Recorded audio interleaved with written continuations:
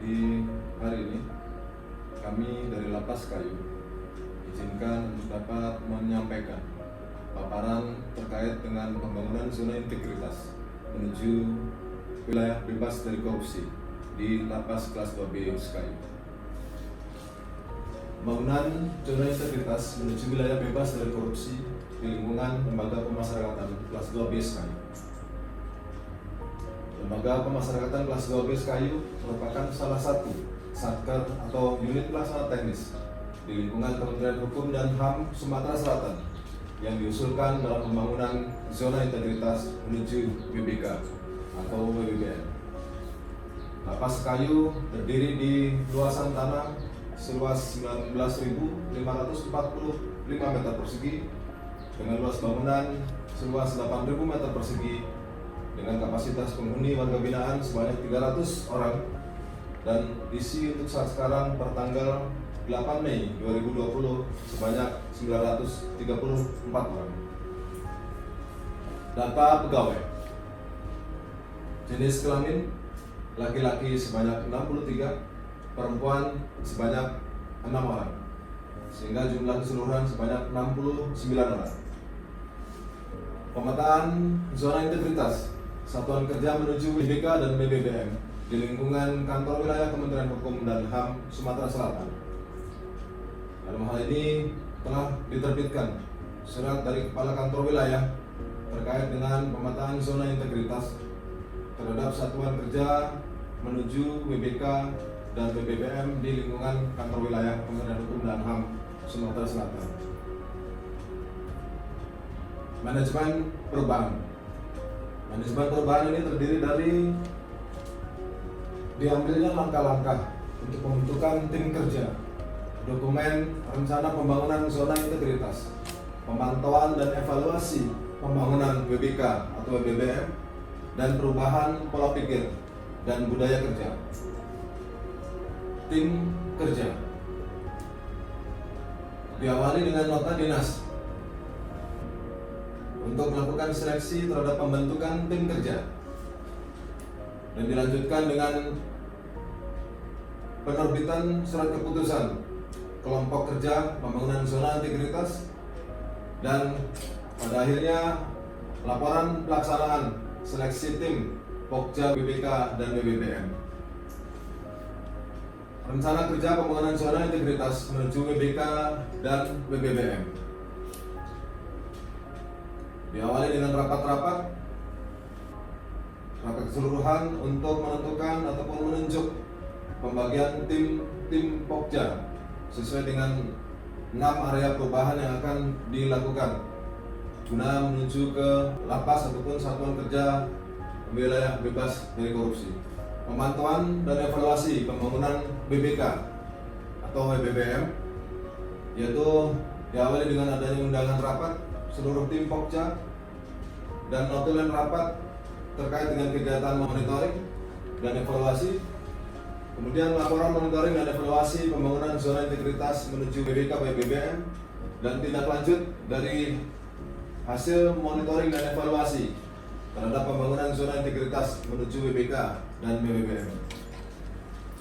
Perubahan pola pikir dan budaya kerja. Hal ini dapat dilihat dari beberapa kegiatan untuk merubah pola pikir ataupun budaya kerja yang selama ini sudah menjadi adat ataupun menjadi kebiasaan untuk dapat bekerja atau merubah kegiatan-kegiatan yang terkait dengan tuntutan untuk menuju satuan kerja menjadi unit yang WBK. Penataan tata laksana, yaitu ada 3 kegiatan: SOP kegiatan utama, e-office, dan keterbukaan informasi publik. SOP kegiatan utama, penyusunan SOP, dan di Lapas Kayu ada 6 SOP yang kita sudah susun, yaitu SOP optimalisasi layanan pembinaan narapidana, SOP optimalisasi layanan perawatan narapidana, SOP tata laksana layanan keamanan dan ketertiban, SOP layanan manajemen dukungan satker, SOP layanan perkantoran, SOP peningkatan kualitas pelayanan dalam penyelenggaraan pemasyarakatan. e-office. Sistem pengukuran kinerja berbasis teknologi informasi, operasionalisasi manajemen SDM berbasis teknologi informasi, pelayanan publik berbasis teknologi informasi, dan monitoring serta evaluasi pemanfaatan teknologi informasi, keterbukaan informasi publik. Penerapan kebijakan keterbukaan informasi publik itu dapat melalui pembuatan pamflet, pembuatan banner, spanduk terkait dengan kegiatan-kegiatan yang akan dilaksanakan guna menuju wilayah bebas dari korupsi. Penataan sistem manajemen SDM, yaitu meliputi perencanaan kebutuhan pegawai, pola mutasi internal, pembangunan pegawai berbasis kompetensi, penetapan kinerja individu, penegakan aturan disiplin, kode etik, dan kode perilaku, serta sistem informasi kepegawaian. Penataan sistem manajemen SDM, yaitu dengan adanya kegiatan-kegiatan berupa perencanaan kebutuhan pegawai, pola mutasi, pembangunan pegawai berbasis kompetensi. Penataan sistem manajemen SDM, yaitu dengan melakukan kegiatan-kegiatan ataupun penetapan kinerja individu, penegakan aturan disiplin, kode etik, dan kode perilaku, serta sistem informasi kepegawaian. Penguatan akuntabilitas, yaitu adanya keterlibatan pimpinan dan pengelolaan akuntabilitas kinerja. Keterlibatan pimpinan, yaitu keterlibatan pimpinan dalam penyusunan rencana, keterlibatan pimpinan dalam penyusunan penetapan kinerja, pimpinan memantau capaian kinerja secara berkala, dan capaian 100% LHK ASN dan LHKPN. Penguatan pengawasan, yaitu melalui kegiatan-kegiatan pengendalian gratifikasi, penerapan SPIP, pengaduan masyarakat, whistleblowing system, dan penanganan benturan kepentingan. Pengendalian gratifikasi, yaitu melalui public campaign pengendalian gratifikasi dan unit pengendalian gratifikasi melalui SK Kalapas nomor W6 Pas 8 PK 0207 01 00255. Penerapan SPIP, yaitu dengan membentuk tim SPIP, sosialisasi terkait dengan SPIP, identifikasi risiko, dan tindak lanjut meminimalisir risiko. Pengaduan masyarakat, yaitu bisa dilakukan melalui media dan sarana pengaduan yang telah kita siapkan, diantaranya dengan melalui Facebook, kemudian Instagram, YouTube, dan diawali dengan pembentukan SK tim unit pelayanan pengaduan, baik pengaduan langsung pada saat melakukan kunjungan di lapas Sekayu maupun pengaduan secara online. Whistleblowing system, yaitu melalui kegiatan internalisasi whistleblowing system, aplikasi whistleblowing system, monitoring evaluasi whistleblowing system, dan tindak lanjut dari monitoring dan evaluasi whistleblowing system. Penanganan benturan kepentingan, yaitu dilakukan dengan cara identifikasi, sosialisasi, penanganan, dan monitoring serta evaluasi. Peningkatan kualitas pelayanan publik dengan meningkatkan standar pelayanan, budaya pelayanan prima, dan penilaian kepuasan terhadap masyarakat. Standar pelayanan, yaitu dengan tahapan-tahapan kebijakan standar pelayanan. Standar pelayanan dituangkan dalam maklumat pelayanan, SOP pelaksanaan standar pelayanan, dan review serta perbaikan standar pelayanan dan SOP. Budaya pelayanan prima, yaitu dengan melakukan sosialisasi penerapan budaya pelayanan prima, memberikan informasi pelayanan yang mudah diakses oleh masyarakat, dan kemudian layanan terpadu atau terintegrasi.